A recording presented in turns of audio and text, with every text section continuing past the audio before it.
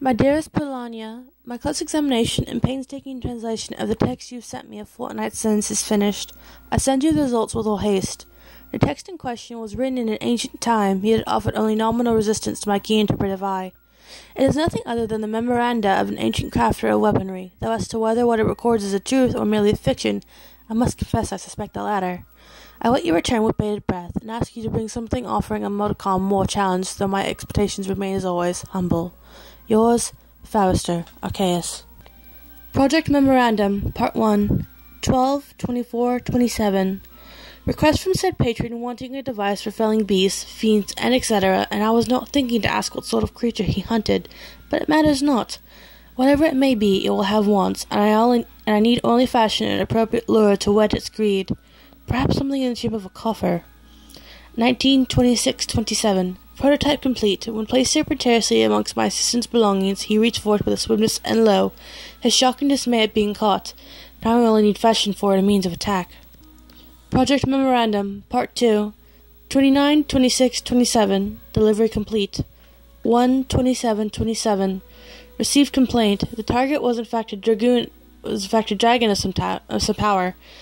Tell me these things sooner, yet one must not complain to one's patron. One on bended knee and with head hung low, I submitted a tally of additional costs and fees, for which I was only reimbursed after much hemming and hawing. I will not forget this. 5/27/27. How to defeat that which cannot be defeated. Nightly I ponder. Project Memorandum, Part 3, 6/28/27. 'Tis hot, unbearably so. I find the season most unpalatable, be that as it may. I have devised a plan for this project. When one does not know the strength of one's foes, one must first observe. Then one must attain the necessary strength to defeat the enemy. My weapon will be a learning, growing entity. 16/29/27. Growth lattice in place. Had I not made it myself, indeed, I would say it lived. Yet all that lives must have a mother, and so that is what I shall make next. 14/30/27. The mother is completed, and continues her growth. So too grows her brood, for daily she gives birth to small larval weapons. Like their mother, they too have the appearance of small coffers. 'Tis much like the laying of eggs one might witness in the wilds, and as such is quite fascinating. Yet at this rate my laboratory will soon be filled with coffers, returning current stock to storage.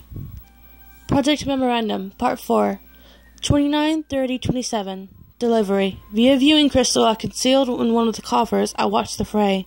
'Tis a dragon of incredible size indeed. My creation's attack appears to strike true. Yet the creature is nary the worse for it. I shudder to think on how much farther growth will be needed before the real results can be seen in this deadly contest. 1/31/27. Received complaint. How dare you allow the fell beast to escape, or some such. I essayed to explain that time was required for learning to take root, yet my dear patron's ill humours did rise, setting his face to shine bright red, and there was no reasoning with him. A pestilence take him! Finding this whole affair to have left a bitter taste upon my tongue, I departed, but only after creeping down to the patron's well-apportioned cellars. They were releasing a very young mother. That should give him a surprise in a few years. 5/31/27. I wonder where Mark 12 could have gotten to. Both viewing crystal and transmitter were crushed in the fray.